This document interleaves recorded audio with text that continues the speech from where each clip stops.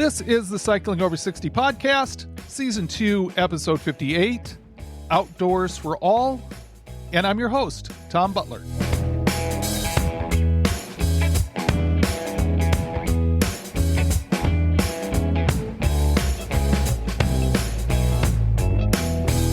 Welcome back to the podcast. If you're a new listener, this is where I share interviews that I have on a wide variety of health topics as I pursue staying fit later in life. My focus is on being able to ride a bike as late in life as I can, so I also talk with people about all kinds of cycling experiences.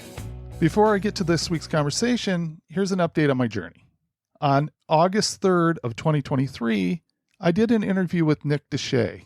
He recommended that I consider riding U.S. Bike Route 10 across Washington as a challenge for Season 2. It's been over a year since that interview, and next Monday, I launch off to take on that ride. I'm certainly not overconfident in my ability to complete this journey. I'll have support from my wife Kelly, who is driving the route. If I was carrying everything on the bike and camping along the route, I would feel very pessimistic about my chances. The 400 plus miles of the route done over 5 days isn't that intimidating. However, the 25,000 feet of climbing is. I still have no way to assess how I will hold up. I'm a slow climber, so that means that I could be on the bike for 10 to 12 hours a day. I just really don't know how the strain of that much time on the bike day after day will add up over 5 days. Currently, I feel confident that I can make it through the first 3 days, and I'll most likely at least start out on the 4th. But 5 miles in on the 4th will tell me just how much I have left in my legs. The first 5 miles go up 1,044 feet. That day is a total of 7,389 feet of elevation. For someone who struggles with climbing, it's going to be a tough day. At this point, I only have one more prep ride. However, I'm viewing the first day of the ride as more of a warm-up. Day 1 is pretty flat, so I'm going to ride it slowly and save my legs for the second day. If you're interested in the route I'll be riding, you can find a Ride with GPS link in the show notes. I did something different to prepare physically for the ride. I took a lot of time off the bike. It seems like in general my legs are slow to heal, so I wanted to give them a lot of recovery from our 3-day Port Townsend tour. Pretty soon I'll find out if that was a good strategy. I have a plan to not overdo it on the ride. I'll use heart rate as a gauge of intensity. My plan is to keep my heart rate under 140 beats per minute for as much of the ride as possible. When I am climbing, I won't be able to do that, so I'll look to stay under 150 beats per minute. I think if I hit 160 beats per minute, I will step off the bike and let my heart rate drop. For a couple points of reference, I think 170 beats per minute is probably 95% of my max heart rate. If I spend much time over 160 beats per minute, I think I'm putting myself in danger of wearing out my legs before I complete the ride. Another point of reference is that my average heart rate on the Seattle to Portland ride was 127 beats per minute. I'm quite sure that it won't be that low for this ride. There aren't a lot of water stops on 3 days of the route. To stay hydrated, I'm not relying on Kelly being able to find me when I need water. Instead, I'm carrying 96 ounces of water. I have 36-ounce bottles in the cages and a 24-ounce bottle in the saddlebag pouch. For me, that means about 4 hours of riding before I need to fill up. I did get a piece of bad news this week, and thanks Judson for giving me a heads up on it. Unfortunately, part of State Route 20 is going to be closed. Now, the part that is closed doesn't change my route because U.S. Bike Route 10 uses a different road for that section anyhow. However, the bad news is that because of the closure, all the traffic on State Route 20 will be routed on the same roads that are used for U.S. Bike Route 10. And that road basically has no shoulder. That might turn out to be the worst 12.5 miles of the whole trip. Even though that section is designated as a U.S. bike route, I'm pretty confident that bicycle rider safety didn't factor into any of the detour planning.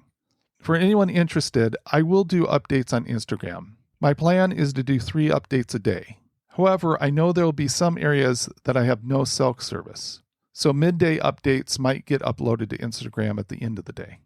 If you haven't joined the Cycling Over 60 Strava Club, consider doing so. This week, I talked about wind noise reducers, and Matt and RG contributed to a discussion about emergency messengers. The club continues to grow and gets better all the time. Once again, I will state that I love to see ride pictures. Thank you to all who have taken the time to upload images. On the topic of emergency messengers, I did consider getting a Spot Gen 4, but I also looked at the Garmin InReach. There are great messengers out there, and some have live route tracking. However, in the case of this ride, Kelly won't be able to get updates because she won't have cell coverage for a lot of the ride as she drives it. Emergency responders like police could get notified by the messenger, but I think it is probable that someone driving the road would be my best hope for getting out of a remote place if I get injured.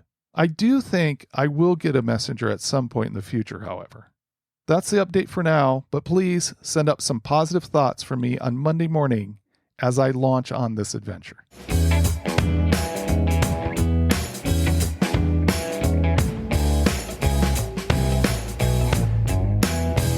To me, Outdoors for All is one of those organizations that just by hearing their name, you feel like they must be doing good work.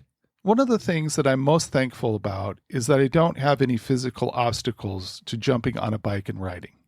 I'm so glad that Taylor Moseley joined me for a conversation about how Outdoors for All make it easier for people that need an adaptation to get out and enjoy cycling.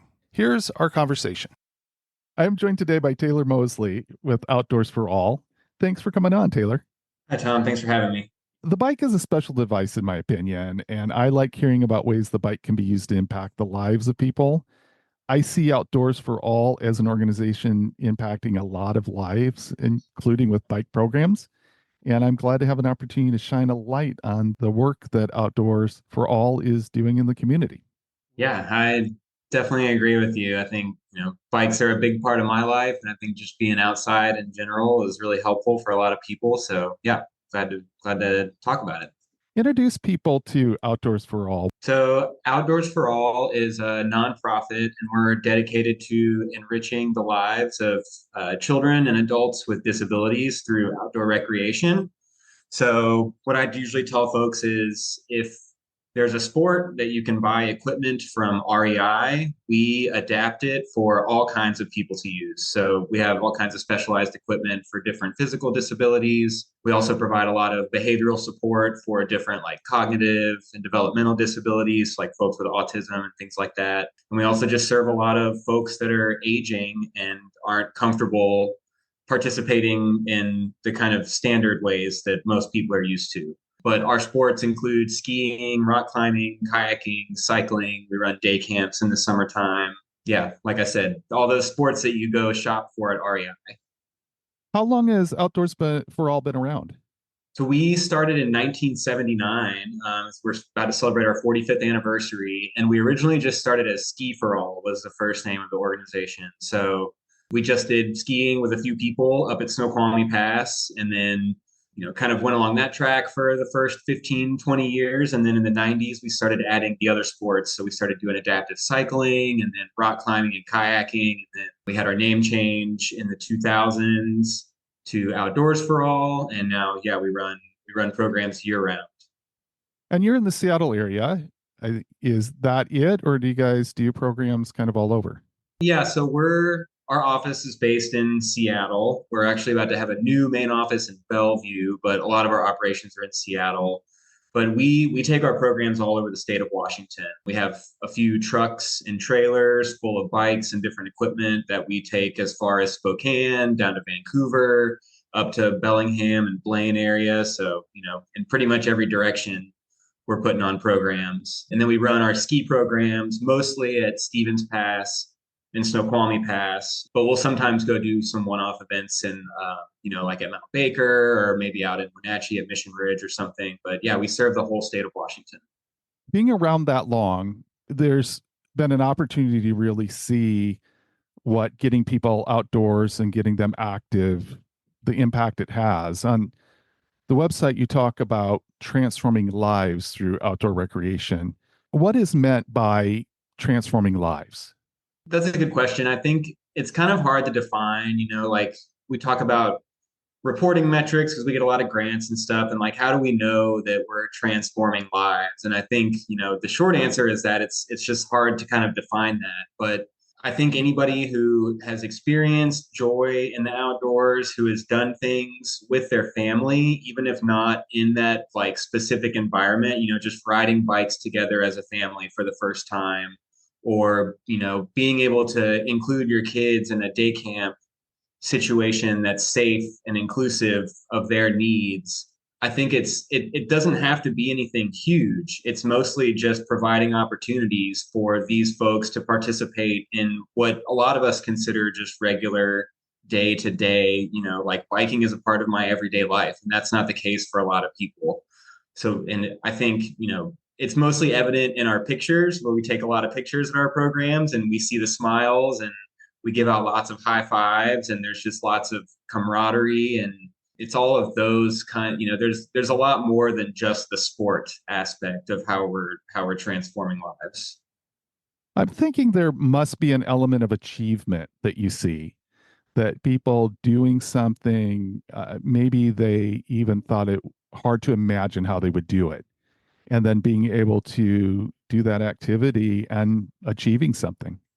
Yeah, totally. We get folks in that are doing sports for the first time, kids that are coming in for the first time, adults that have moved to the United States from another country where there were no adaptive recreation opportunities. We also have folks that come in maybe with a new disability who, have had an injury or a stroke or something that's happened to them later in life. So their disability is new to them and they're relearning how to live their entire life, and to see folks and to see families come in, and that there's all these we have these aha moments all the time of like, I can still do this thing that I used to love and it looks different, but I get the same satisfaction. I get to be outside. I get to enjoy this with my friends and family. That's fantastic. Hmm. So, what is your specific role there? I am the cycling program manager. We're a nonprofit, so we all wear a lot of hats, but for the most part, I oversee the maintenance on the bike fleet. I make a lot of equipment purchases. I manage a lot of the back end administrative work for our cycling program. So we have a program during the summer with the Department of Transportation where we do free bike rentals all summer. So I manage that. We work with Seattle Public Schools to get the bikes into the schools. That's one of the programs I do. We're about to kick off our fall cycling program. So we've got a gravel biking series coming up. We're also doing a learn to ride a two-wheel bike for kids and adults really that are learning to ride a two-wheel bike for the first time. So basically anything that involves the bikes I'm involved with in some way. The resident bike guy, I guess. Well, that's pretty awesome. I'm thinking you must have a background in cycling. Yeah, I mean, kind of by accident. I started riding my bike a lot in college just to save money. And I ended up getting a job at kind of like an outdoor consignment store that had a bike shop. So I learned how to work on bikes there. And then when I moved to Seattle, I got a job with the city bike share, worked there for several years, worked part-time as a mechanic, and then actually came to Outdoors for All for a seasonal position during the summer, and they ended up keeping me on, and I've been here for about 5 years now. So, it's a very different way of using bikes or being involved in the bike industry. It seems like you see a real different aspect of cycling. Yeah, for sure. Growing up, I had a parent with a disability for several years, but I'm from Atlanta originally, and there were just not a lot of opportunities for adaptive cycling, or maybe it just wasn't publicized much. It's a really exciting area of cycling that I think is growing right now, and there's a lot to know, and kind of things are changing a lot, and there's new things developing and coming out, and every year there's something new, and I have seasonal coordinators that come help me run the rental programs during the summer, and most of them similarly have never had any experience with an adaptive bike before, but it functions similarly, but it just maybe looks a little bit different. So those folks are also, it's just another, yeah, area of cycling that you don't really get a lot of exposure to otherwise. So, when you talk about the rental programs, is that mostly adaptive equipment or is it what broader than that? Mostly all of our adaptive equipment here is available for rentals, but specifically the program I'm referencing is, we call it the Adaptive Bike Share Program. And it's a partnership that we have with the Seattle Department of Transportation. And essentially, what happens is some of the money that the bike and scooter share operators in the city, they have to pay a permit fee to operate here.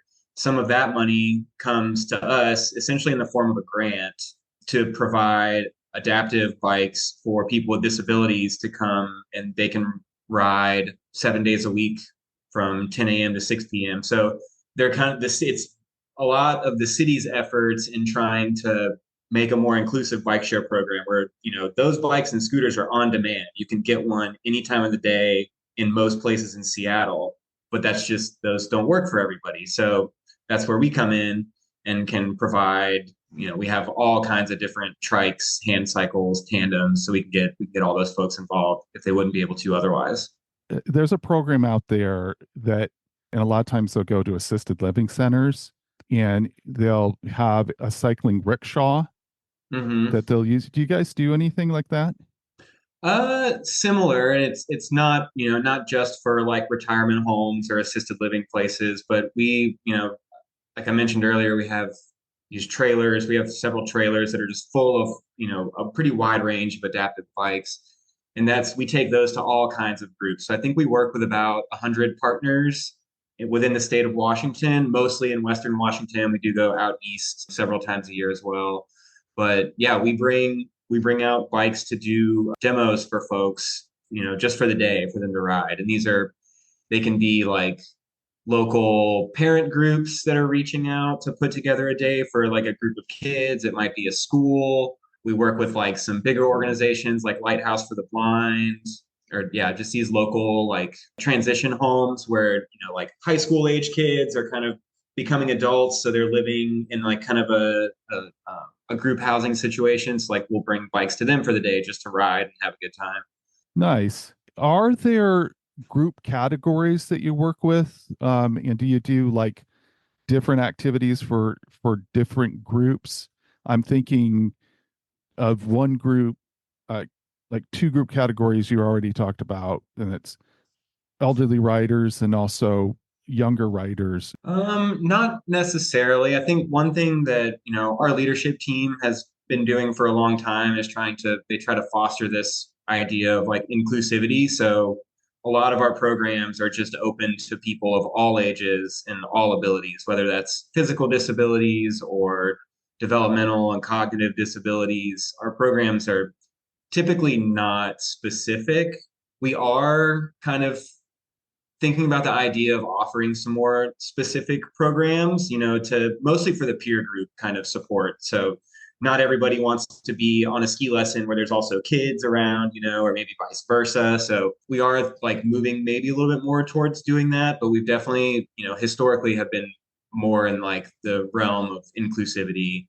But we also do like military vet specific programming where obviously like we're working with adults in those situations, and they might, it could be a group of veterans that have all been diagnosed with PTSD, or it could be a group of veterans that are all dealing with some sort of like limb difference and amputation or otherwise. So yeah, we kind of do both. I think sometimes we work with very specific groups, and then sometimes like with our rental program here, it's just open to everybody.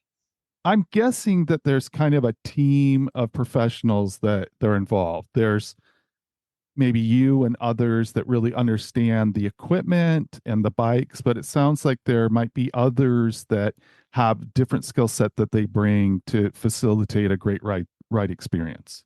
Yeah, I mean, the whole organization, we have people that are raising money, we have people that are marketing our programs. Like I said, my background is largely as a bike mechanic and customer service, and we only have about 22, I think, full-time year-round staff members, but we bring on about 30 seasonal staff during the summertime.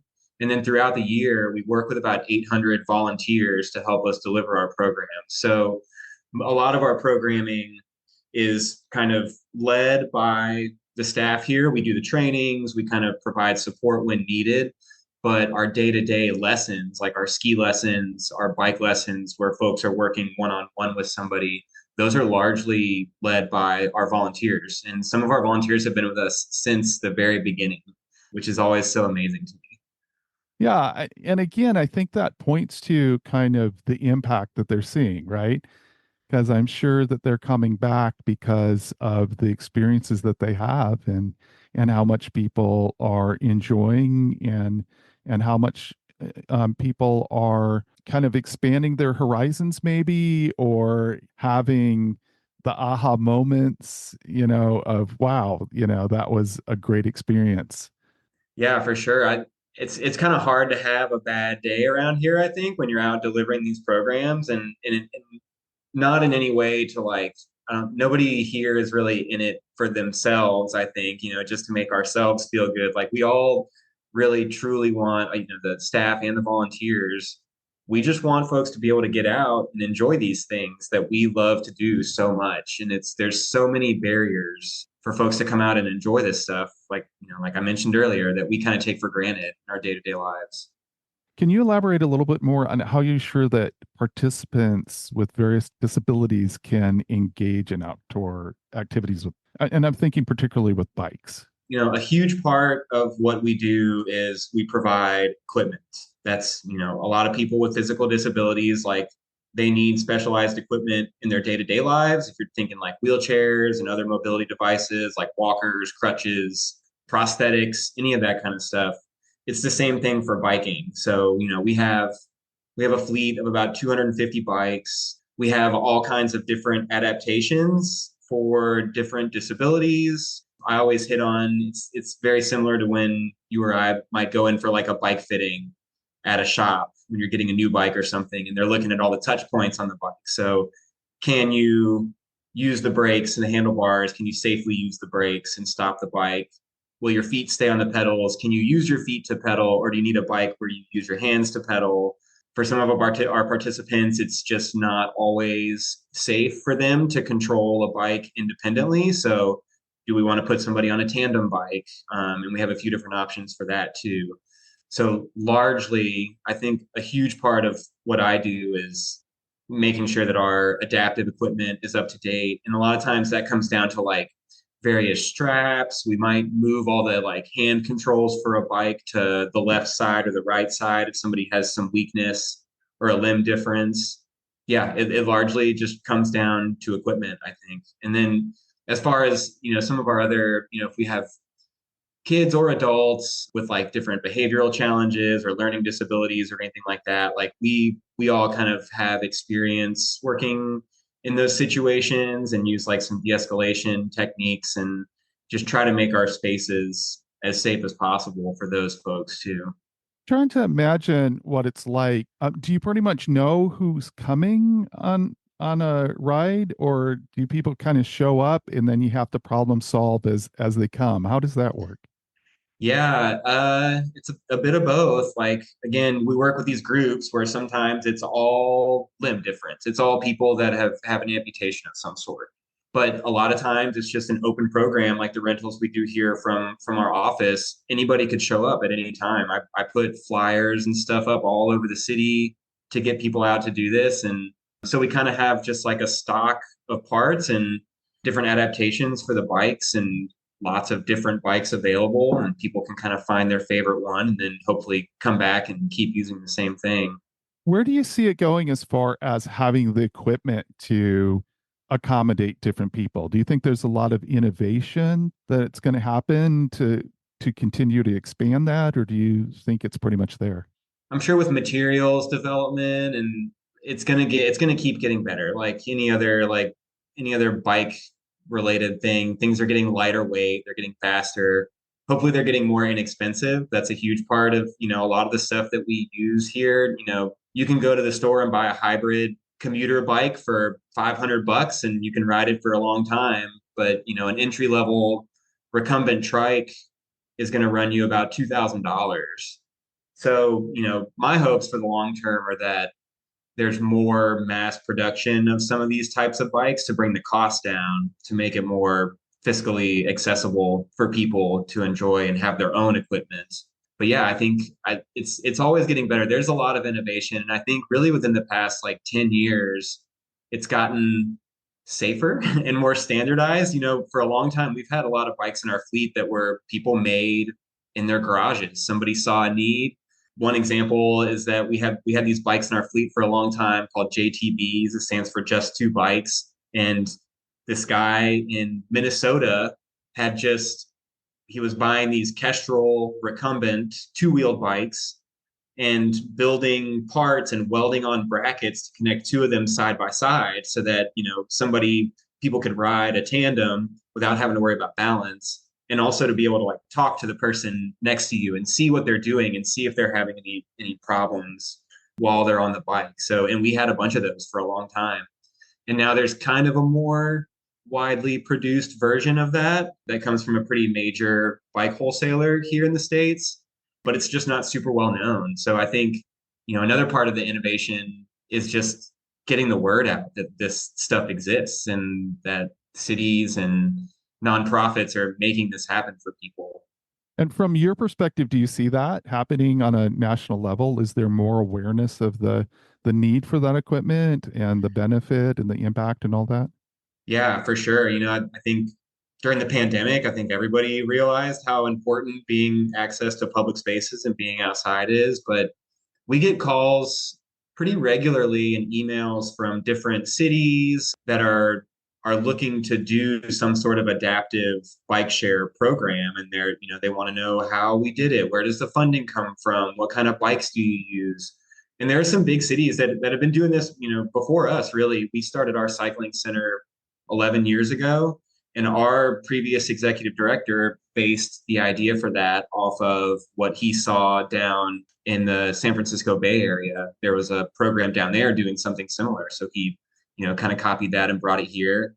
Detroit's bike share program has implemented an adaptive component where folks can go ride bikes, I think on the weekends or maybe just by appointment. But, the Mogo Detroit bike share has a fleet of adaptive bikes. The Portland, Oregon bike share works with a local shop to provide adaptive rentals for people that need three-wheeled and four-wheeled bikes. So it's definitely like gaining traction. There's smaller cities reaching out to us about how to do it. There's bigger cities that have reached out. It's definitely it's growing for sure.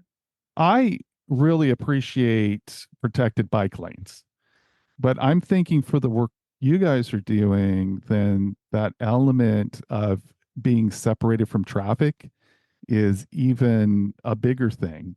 Is that an issue? What are you doing as far as bike routes and bike route planning? We're fortunate. So we're in Magnuson Park. It's a big flat park. There's lots of places to ride here just right out the door of our cycling center, which is great. We're also adjacent to the Burt Gilman Trail. So people could literally hop, leave our office and go 10, 20, 30 miles in either direction and have fully protected bike paths. So that's great. Yeah, anytime there's an opportunity for a protected bike lane or a dedicated path that makes folks feel safer, they're going to be more likely to ride.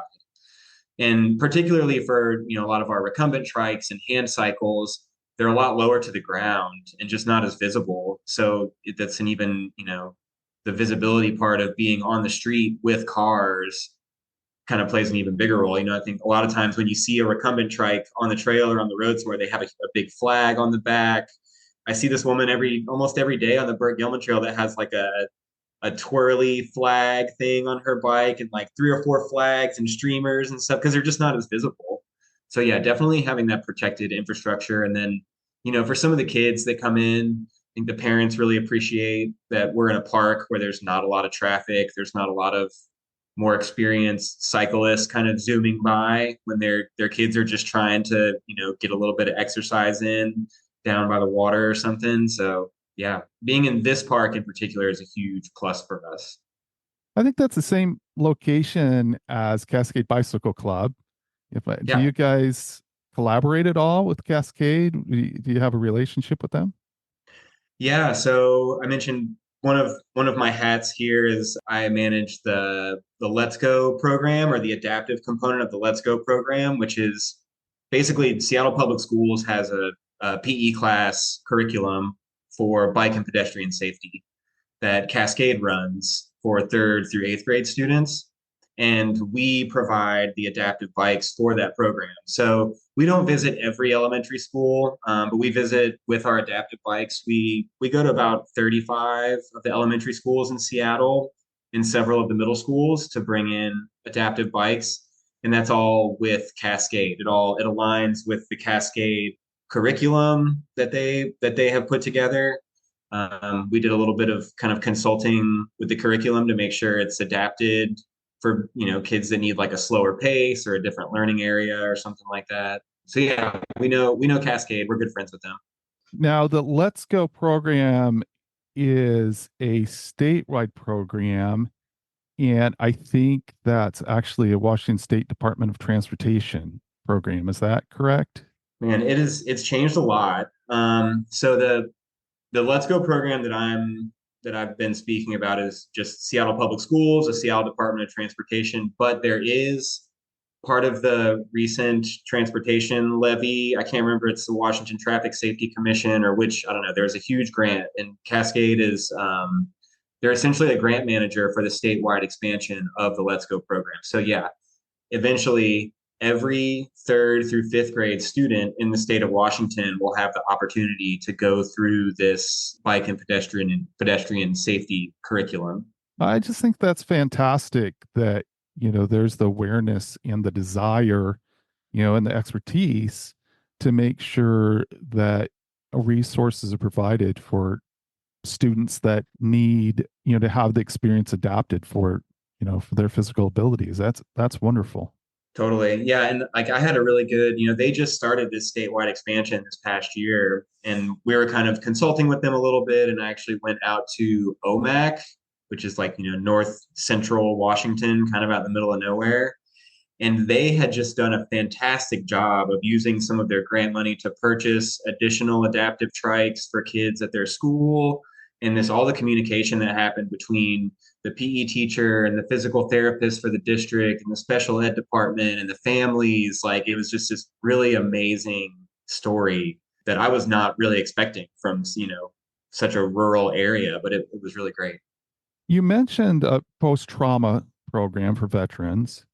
And I'm wondering if you talk internally, like that there's inherently a therapeutic benefit to getting people outdoors. Is that something that you consider? Yeah, I mean, we're not therapists, we're not, I could take that back, I guess. We do have some folks on staff that are certified recreational therapists. So they went to school and they're certified to develop these programs, but we're not psychologists or anything like that. So a lot of times when we do these military programs, it kind of just happens organically where, we take a group out, they do something that's exhausting or, physically demanding and as a group, and they get to experience some teamwork maybe that they've been lacking since they were in the service, or they get to have, conversations with folks about their experiences since they've been out of the service. We don't outline like this is what we're going to do and talk about when we run these kinds of programs, but just providing a safe space where people can kind of talk about these things organically, it just kind of happens. Do you do some like longer tour events, or are they more shorter things? Most these days it's mostly shorter things. We are kind of getting more into gravel biking, so not like multi-day trips or anything. We have discussed that with some other groups before, like Wounded Warrior Project expressed some interest in maybe trying to do a multi-day trip, but there's just a lot of logistics with both groups into putting one of those on. But for about 10 years, we did a Seattle to Portland military veterans cycling team. So we'd have a group of like anywhere from 15 to 25 vets come in. They would kind of train throughout the springtime, all in preparation to do the Seattle to Portland bike ride in the summer. And we would, support that ride. And most folks were successful at completing that every year. So we did that for a long time. But we've kind of, the funding for that has been harder for us to find. Some of the VA grants and things have gone away since the pandemic. So hopefully something we can bring back in the future. Personally, I'm definitely very interested in doing some overnight tours and trips and things like that. So I would be very on board with that. Yeah, I'm thinking of the Winthrop Gravel Tour that Cascade does. Hmm. It seems like that would be, that's a 3 day experience. It seems like that would like be a good target, I'm, to be able to bring people out and do that. Um, so I'm just throwing it out there. Anybody listening, like if you want to fund just a really fantastic thing, think about calling up Outdoors for All and donating some money to a multi-day gravel experience. Do you have some experiences in mind that kind of highlight what you've seen as far as the impact the experiences can have on someone? There's a lot, but I think we've had one woman in particular over the past few years that's been coming to participate in our programs, and I think she actually started out in our ski program, but she was born or she was diagnosed with polio and has had that.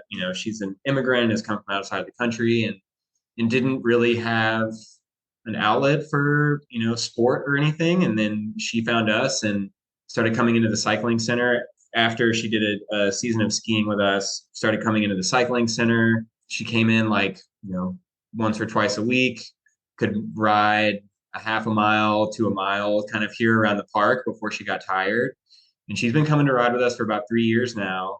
And she can go out and easily put in 10 to 15 miles on the bike now. She has told us that she feels physically stronger, even in her day to day activities. In the ski program, she's gotten a lot stronger at controlling the ski on her own, and even she's told us that her doctors have noticed a change in her physical stamina and her physical ability. So I think it's just a really good example of somebody much later in life that was able to come in and kind of make a change that they never really thought about before. Another recent one that we've had is we had a young man come in and he finished our whole kind of series, or he's in the process right now where he did our learn to ride a bike program. So he kind of gained confidence on two wheels, learned how to ride safely. And then he did our gravel biking program, which kind of steps up the endurance a little bit. We go ride on the Snoqualmie Valley Trail and the Palouse to Cascades Trail. So, he did that, did great. And actually today he's starting with our mountain biking program up at Duthie. So it's just been like a really cool progression to see him go through all the steps of becoming like a really well-rounded and strong cyclist. And he's like, honestly, he's one of the best like volunteers that we have out on these events with us. He's hyping everybody up and just having a good time. And it's just like, yeah, it's really heartwarming to see somebody go through all those kind of steps. That is fantastic. Hmm. Again, it's kind of like the best of humanity when you see that kind of excitement and discovery and kind of pushing their boundaries. Hmm. That's fantastic. Yeah, and I mean, really, another huge one that I mentioned earlier is just the families that come in and realize that they can ride bikes together as a family for the first time. I think that's a really powerful one that, again, like so many people just take for granted. Like learning to ride a bike is such a ubiquitous part of American youth, and it's just not always possible. So I think when families come in and again that aha moment of like, oh my god, like we can come here and ride bikes, maybe we buy our own bike down the road so we can all go ride together as a family. People will rent bikes from us and take them on vacation. So yeah, that's just another really powerful moment that we see in all of our programs, but cycling too. I love that. Now, you talk about families. Are there times when parents are a little bit fearful? I mean, this might be, the first time that they've really conceptualized that their child could get into biking, into an adaptive kind of bicycle.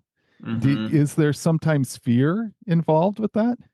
Oh yeah, yeah, for sure. I think especially if there's kids that have had more kind of medical issues or maybe a history of, getting hurt or maybe not exceeding or not excelling in the way that maybe their parents hoped that they would or thought that they would. And honestly, like that's a big challenge for us. Like that's kind of a, kind of a poke, a carrot stick. I don't know which one it would be, but for us, that's like, oh man, like, we really want to make this happen for them.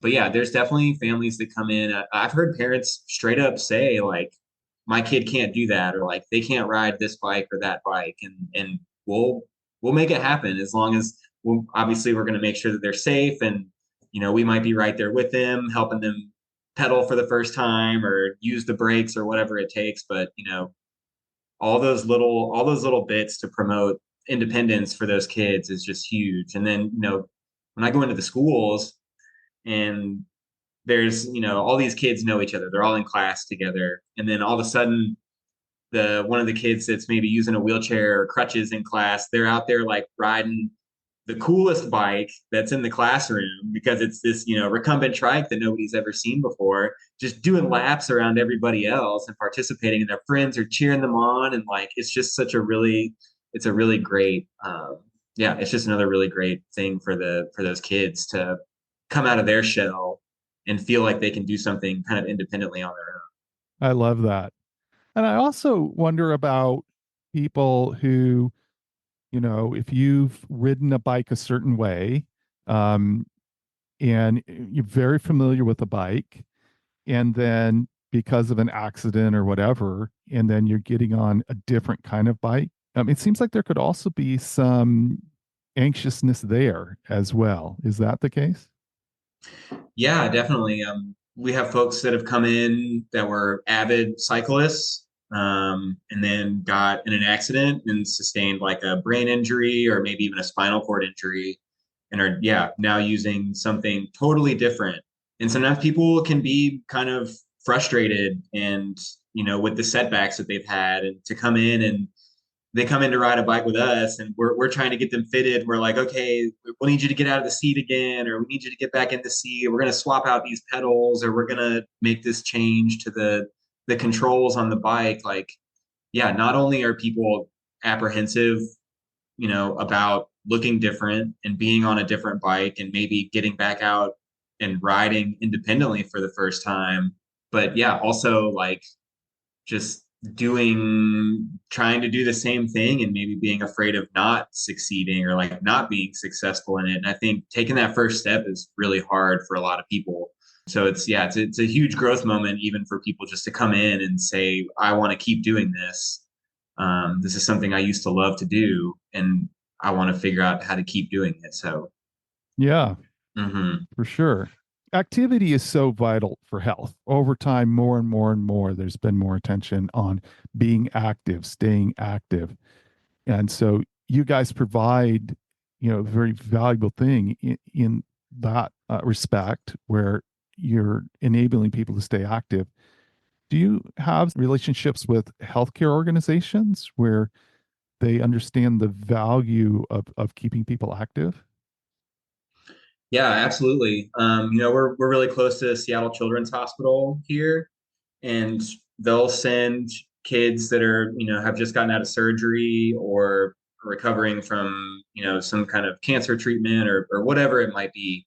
And their physical therapist, when they get released from the hospital, will sometimes come over here with them or recommend that they come over and just try a bike, just sit on one. And, similarly, like we were talking about with the adults that are apprehensive, teenagers are especially apprehensive about looking different and trying something new. But we have kids that come over from there, from Seattle Children's Hospital, that are recovering from, various things. We've also done some work with like the VA, like the military programs I mentioned. And kind of we're just always trying to stay in touch with any physical therapist or any kind of in-home service that we can be in touch with, just to spread the word that our programs are out there. We don't typically go to a hospital and put on an event or something like that, but we just we try to have folks know as best they can that we exist and that they can come out afterwards and keep riding with us. You've talked quite a bit about volunteers. Is there a lot of opportunities for volunteers to get involved still? Are you guys maxed out? Or are you always welcoming people come and volunteer? How's that? Yeah, we're always looking for volunteers. We have thousands of pieces of equipment that need maintenance, that need just to be moved around, that we're moving here and there. We're cleaning constantly. In the bikes in particular, we have about, like I mentioned, about 250 bikes in the fleet. I have a group of 3 volunteers that come in every Tuesday just to go through a trailer of bikes and do the kind of ABC quick checks on everything to make sure that things are still safe after a week of use. But yeah, we need instructors for all of our cycling programs. So gravel biking, learn to ride, mountain biking. We partner with Evergreen Mountain Bike. So they bring some instructors in. But yeah, all of our programs are mostly run by the volunteers. They're the ones teaching the lessons. We're just there to kind of support what's happening, and put out any kind of fires that come up, I guess. But yeah, like we need folks to drive vehicles because transportation is a huge barrier for people with disabilities if they aren't able to use a car on their own. We have buses. We have some ADA buses with the lifts on them that we can, pick people up and take them to the program. So we need drivers for those.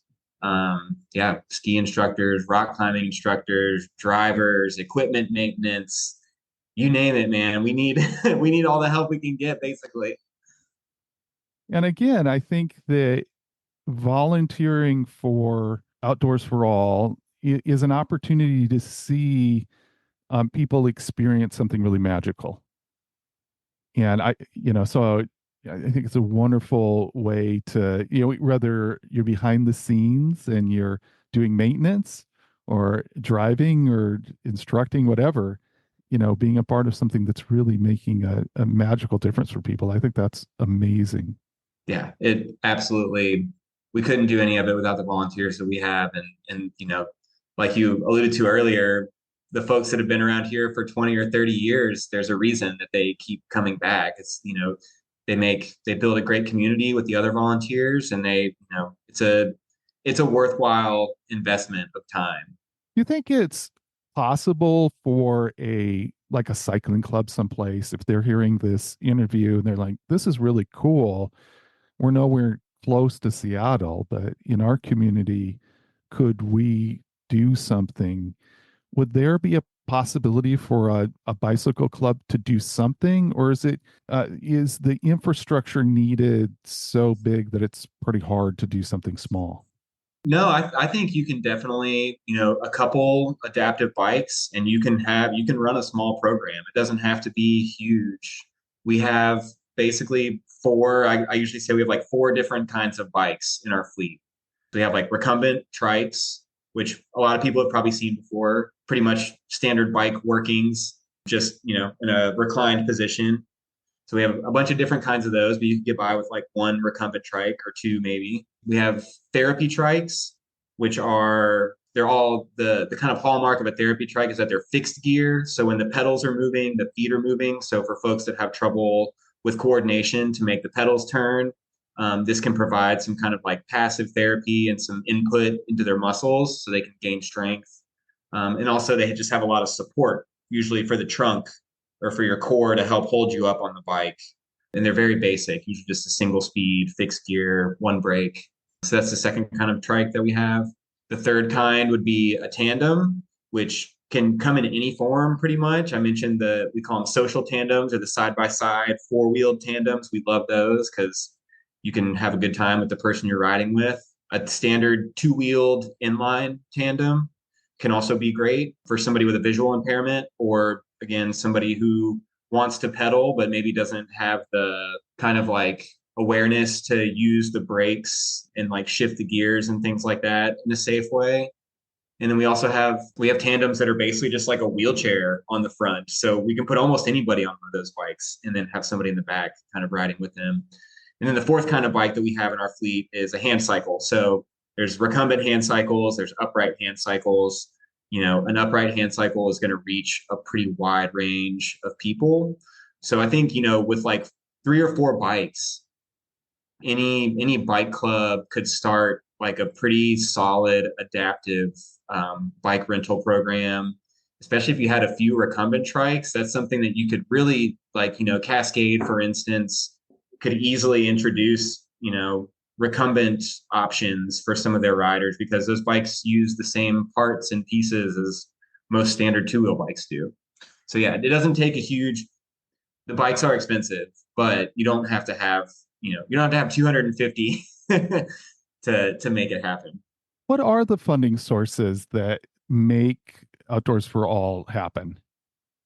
We have two like kind of big fundraisers every year that we put on. So we have a gala auction in November, and then we have kind of it's like an end of winter party slash raffle poker run kind of thing that we do in the spring. So those are kind of our big like proper fundraisers.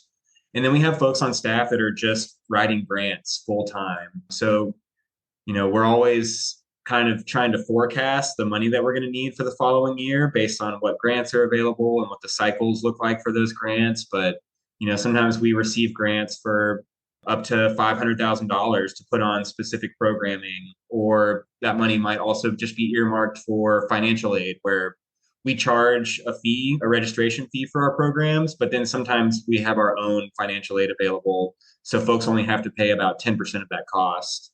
But yeah, a lot of it comes from grant writing. We get some in-kind donations from here and there, but yeah, a large portion of our money comes from grant writing. My Most of my job is paid for with contracts. One with the Cascade Bike Club, like I mentioned, and the other from the Department of Transportation to run the adaptive bike share program. So it's a good mix, which I'm sure is a healthy thing for an organization of our size to have kind of constant streams of funds as well as these kind of bigger things that we're looking at. But we also get smaller grants all the time, like $2,000, maybe enough to buy, one bike, one specific bike for somebody with a visual impairment, or a new set of helmets for one of our programs that's promoting like, brain injury awareness or something like that. So we're kind of constantly getting grants of all kinds of sizes to fund our programs. When you guys talk about the future, do you have goals for expansion, or how does that look like as far as moving forward? Yeah, we're in an exciting kind of period of growth and expansion right now. Pre-pandemic, we ran a capital campaign and raised some money, and we're finally able to use some of that now. We had to shift plans and make some changes, but we just opened a brand new adaptive cycling center at Lake Sammamish State Park. So it's very similar to what we're doing here at Magnuson Park. It's open 7 days a week during the summer, and people can just drop in and ride a bike for as long as they want to. We've got, I don't know, like 15 bikes out there, and it's been very well received this summer. And now we're also starting to add in some kayaking programs and paddleboarding programs since we're right there at the lake too. So that's a new place where we have some opportunities. And hopefully within the next year or two, we're looking for another site down in Pierce County. So Tacoma, maybe working with another nonprofit there to put on similar things, or maybe having our own space. We're not totally sure what that's going to look like yet, but we're trying to have this sort of hub and spoke model, if you'll excuse the bicycle pun. We have our main office, and then we have these smaller satellite offices because, again, we're so heavily equipment based. Moving the equipment from A to B is a massive expense. So if we can have a small fleet of bikes here and a small fleet of bikes over here, it makes it a lot easier for us to deliver more programming and to get the cost down to deliver those programs too. Now, you talked about a couple things that seems like great ways to get to know what you guys are doing. Go volunteer. That would be a great way to see what you Mm-hmm. guys are doing in action. And then you also talked about your fundraisers, which obviously, people are going to learn a lot about what you're doing and, have an opportunity to contribute what you're doing. What are some other ways to kind of see what Outdoors for All is doing and to follow your work? We have a website, so folks can get on our website and kind of check that out and see what programs we have coming up. There's tons of photos on there. You can see the kind of volunteer opportunities and the descriptions on there. You can see our fundraising events that are coming up and the dates for all those. And any opportunities to help out there. But also, I think just you know, just get on Google and search adaptive cycling. Watch the Paralympics, man. The Paralympics are going on right now. There's cycling events happening right now that you've never heard of. So I think that's, just knowing that that stuff exists and it at a really high level of performance too is pretty incredible. So yeah, check out the Paralympics. It's happening right now. Get on the website, just search for adaptive sports, adaptive cycling on Google. Look at pictures. Look at how much the bikes cost. It's pretty outrageous that it's so expensive for, certain folks to just go and ride a bike. Well, I think that that's an awesome partnership, and maybe it exists, but it's like maybe Seattle should be sending the most cyclists to the Paralympics of any other city. Oh yeah, I mean, I would love that. We don't typically perform at that high of a level with our programs because we're serving a lot of people, but yeah, I mean, if somebody's interested in achieving those goals, we could certainly at least help in the beginning stages. Well, I think that, I would see kind of a feeder program where Outdoors for All is helping young people kind of experience cycling. And then there could be a program that then is a little more focused on the competitive side of it. Again, I think that would be an awesome thing to brag about, that Seattle has the most. Sorry, other people from other cities, but I'm perfectly happy with anybody listening to compete with that. Everybody, let's get everybody working on their city sending the most cyclists to the Paralympics. That would be fantastic. But yeah, I think that's fun. So if anybody listening wants to make that happen, let's do that. I want to point out that I think the website looks really good. I don't know who works on your web development there, but I think that the website looks really good. And yeah, it's a great place. If you go to outdoorsforall.org and ways to give, and then there is an event, and the gala auction looks like it's November 9th. So Hmm. that's not too far away. So can you dig it? It looks like it's the groovy theme for the gala. So yeah, get that on your calendars if you're in the Seattle area, or if you're not in the Seattle area and you want to come in and see an exciting organization, do that too. Taylor, I really appreciate the time. I'm so glad that I got a hold of you and you're willing to come on, because from the first time I saw Outdoors for All, I was just really curious about everything that goes on there. And I got to learn so much cool stuff today. So thanks for taking the time to do this. Yeah, I appreciate it, Tom. Like I said, I think just having the knowledge out there and spreading is so important. I tell people that everybody's got an aging parent or a grandparent or the cousin or whoever that could benefit from what we do here and the bikes that we have and the other activities we do. So, knowledge is power. Just spread the word. I love it. All right. Well, I'll talk to you later. All righty. Thanks, Tom. Bye now. Bye.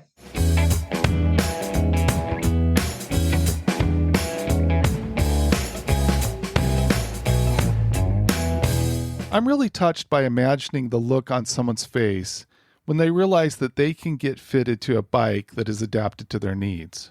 Almost everyone we have on the podcast associates the bicycle with freedom. It must be truly rewarding for the staff of Outdoors for All to be part of helping people experience that freedom, especially if they have believed that they wouldn't be able to find a bike that they could ride before getting fitted at Outdoors for All.